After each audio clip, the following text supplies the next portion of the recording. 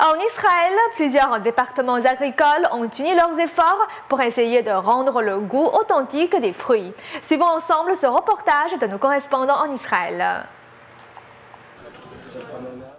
Le ministère israélien de l'Agriculture prend très au sérieux les plaintes des consommateurs selon lesquelles le goût des fruits a beaucoup changé au cours des années et que les fruits d'aujourd'hui ont un goût proche de celui du plastique.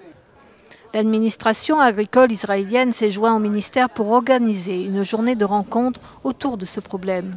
Ils ont présenté au public des espèces de fruits qui ont été développées dans le cadre d'un projet intitulé « Redonner du goût aux fruits ». Mais comment peut-on améliorer une espèce et déterminer le goût authentique d'un fruit? C'est un groupe défini de matériaux que nous essayons d'introduire par hybridation. Ce n'est pas de la recherche génétique, rien de tout cela. Nous faisons des expériences de croisement intentionnel que nous introduirons aussi à d'autres espèces. Au cours de cette journée de rencontre, les visiteurs ont été invités à participer à des enquêtes de goût et à donner leurs impressions. Leur opinion a été ajoutée à celle d'une équipe de goûteurs professionnels. Quelqu'un a eu cette idée de mettre les visiteurs à contribution lors de cette journée de rencontre et de les laisser essayer le goût de nouvelles espèces de fruits et de légumes.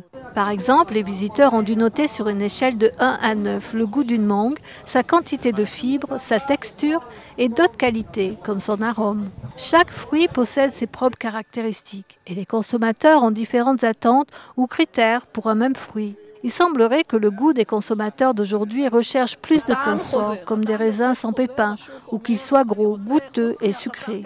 Le goût revient, c'est sûr. Le marché dit qu'en plus de la taille, le fruit doit avoir du goût. Cela ne fait aucun doute, il n'y a aucun compromis.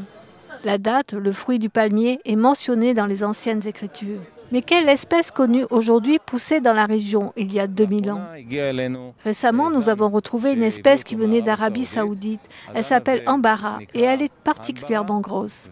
Selon un professeur de l'université de Bar Ilan, c'est la même espèce qui poussait en Israël il y a 2000 ans. Ce professeur avait trouvé des références dans les écritures.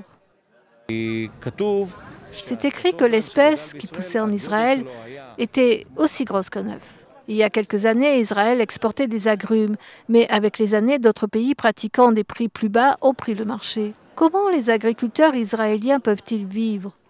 Cette mandarine au goût excellent et qui se pèle facilement pourrait être la réponse. Au cours de la dernière décennie, nous avons eu plus de demandes pour une espèce inhabituellement goûteuse. C'est la meilleure mandarine au monde. Elle est très demandée. Les fruits ne doivent pas être mangés tout de suite. Les artistes peuvent en faire des sculptures avant de les servir.